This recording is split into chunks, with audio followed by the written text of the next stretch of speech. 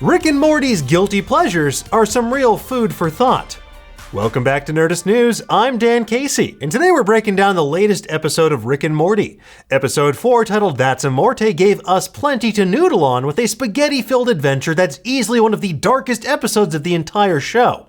It shines a light on everything from capitalism to cannibalism, but most importantly, it asks us to examine the notion of a guilty pleasure, and the lies we tell ourselves to justify some of the choices that we make. We're going to break it all down for you in just a moment, but to do so we have to spoil what happens. So if you haven't seen the latest Rick and Morty yet and you're worried about that sort of thing, leave now before it's too late. Rick, stop! What? Where am I? In a morgue, eating bodies. Where what? Stop using that thing! What thing? Who are we? We were just leaving. Now, before we go any further, I want to offer another opt-out point because this episode revolves pretty heavily around matters involving suicide. So if that is uncomfortable or difficult for you subject matter-wise, you may want to skip this video and do something healthier for yourself, like drink some water, go for a walk, or just enjoy the rest of your day. Take care of yourselves, and we'll see you for the next one. Now, for those of you who are sticking around, let's get into it, shall we? As I mentioned at the start of this video, That's Amorte is one of the darkest episodes of Rick and Morty to date. It's also hilariously and unexpectedly on trend because 2023 is evidently the year of spaghetti in sci-fi.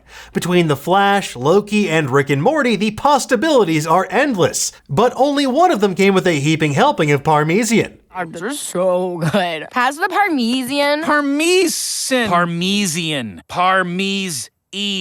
Parmesan. Gross. Yeah. I hate it. That's Amorte is a seemingly innocuous episode. It starts with Rick serving the Smith family delicious plates of spaghetti and meatballs. And it turns into a harrowing saga of cannibalism, capitalism, and an exploration of the human condition. God, no, why? Why? No, why is it always this with you? That's Amorte wastes zero time in revealing its big twist. Rick's famous spaghetti is made from human remains. Best spaghetti in the galaxy, and it's 100% guilt-free. Well, not entirely guilt-free, and just how guilt-free it really is at the center of this episode. Learning how the proverbial bolognese is made is always a fraught proposition. It's a lesson that Morty learned the hard way. On this planet, people that kill themselves turn into spaghetti. What? Now, sometimes the truth is so hard to swallow that not even a Men in Black style neuralizer is enough to make us forget. Jesus. Sorry, it's always embarrassing. Morty, though, can't let bolognese be bygones. He needs to know the names of the people he's been slurping down every spaghetti night. And before you know it, he's giving the world's most uncomfortable eulogy and spilling the beans about his family's carbohydrate cannibalism. That should do it, buddy. Everybody enjoy your closure. It's a heartbreaking revelation for Morty and the Smith family because it was apparently one of their favorite traditions, not because it was made of people. Learning the terrible truth behind their weekly family meal raises an even bleaker question. Do they really find the prospect of eating human remains that objectionable, or is it only because society tells them they're supposed to? The family has a surprisingly difficult time reckoning with the truth behind spaghetti night. They were totally fine gorging themselves when they were blissfully ignorant, but it's difficult to carry on when you know your noodles are carry-on. They were so spaghetti-esque. Their initial instinct is to blame Morty for spoiling spaghetti night, in spite of him doing the morally right thing and telling his family the truth. They were delicious! So keep eating them! We can't now! Because of you!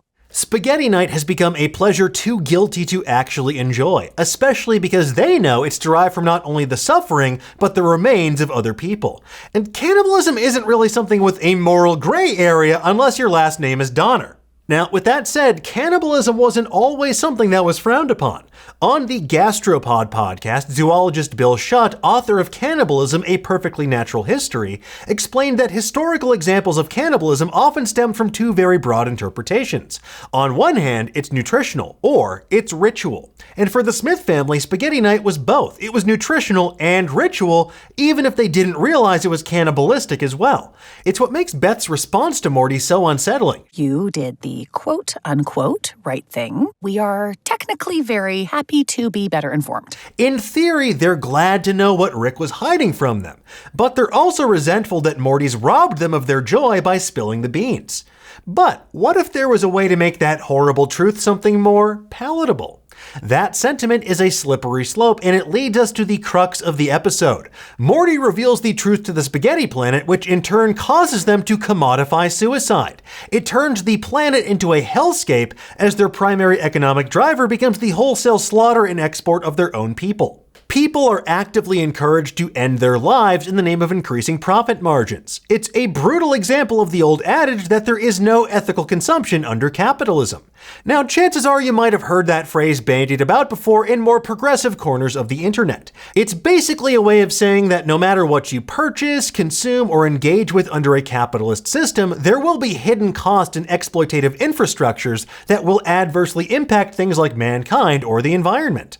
It's a notion that's easy to preach and repeat, but far harder to live by. There are countless lies we tell ourselves, double standards we adhere to, and labels we use to make ourselves feel better about the devastating toll that unrestricted capitalism can leave in its wake.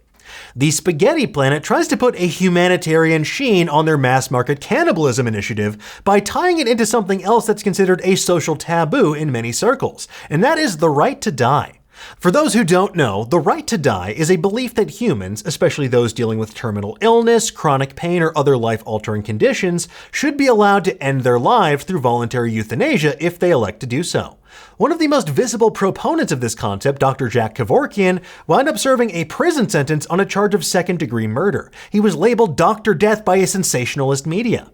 The right to die is an idea that naturally draws strong reactions from various religious groups and even some physicians who view it as a violation of the Hippocratic Oath to do no harm. And while states like California, Oregon, Washington, Vermont, and several others have passed laws sanctioning physician-assisted suicide, it remains a highly divisive topic. So, to see these two social taboos intertwined in a thoughtful examination of how willingly people sacrifice their alleged morals in the name of profit is both hilarious and heartbreaking. Maybe it's time we allow some people the right to die and be delicious. The Spaghetti Planet's solution is appropriately cynical. Who's ready for more ethical spaghetti? Me, I love this ethical Ethical spaghetti is an extremely on-the-nose and literal example of an attempt at ethical consumption under capitalism. I mean, sure, it's made of people, but they were in extreme pain and they consented to being grist for the mill of industry. It's like when people opt to buy organic, single origin, or fair trade products. Are they really better for the environment or the people who are making them? Or are they just clever bits of marketing to make consumers feel better about how they're spending their money? And would you say that makes it taste better? It makes it go down a lot easier. And we see this reflected in their packaging, as Morty soon becomes the face of the entire industry. Mortio's Suicide Spaghetti, 100% ethical, single origin. All of those buzzwords that should feel familiar to anyone who shops at the more expensive aisle in their local grocery store.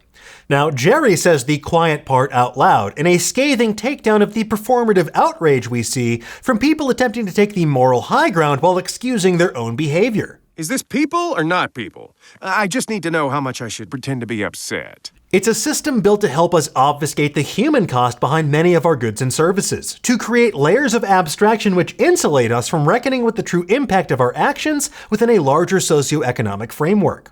Rick and Morty takes that a step further by showing just how depraved and dystopian the Spaghetti Planet has become. It's an industrial wasteland, a nightmare world full of billboards espousing the upside of spaghettifying yourself, or ads from industry lobbyists who make it easier for therapists to change careers so they won't talk people out of suicidal ideation.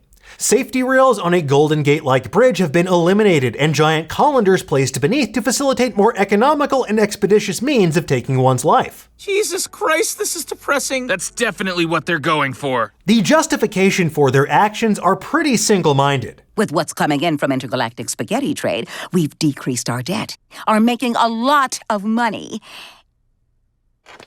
We've got clean energy. The Spaghetti Planet's claim that stopping exploitative business practices will do even more damage by making this cascade effect leading to global economic disaster is a familiar one. It's the great lie our society tells itself to justify perpetuating human suffering to meet shareholder expectations. Just as Rick lied to his family to shield them, this is the lie the Spaghetti Planet tells itself so they can live with what they've done. None of this would have happened if you'd been honest about the spaghetti. Morty, I lied to protect you. You told the truth to hurt me. And they tried everything, like swapping out people for clones, but that leads to another host of ethical concerns like, did the world really need a way to speedrun Never Let Me Go? Their other solutions are even less humane. They create genetically engineered abominations born only to live and kill themselves on a factory assembly line. The only way to end the spaghetti trade turns out to be doing the euthanasia equivalent of Roy: A Life Well Lived, the world's most depressing video game. Holy shit! This guy's taking Roy off the grid! This guy doesn't have a social security number for Roy! In an extended montage set to a cover of Live Forever by Oasis, we see the ecstatic highs and excruciating lows of life filtered through one man's memories.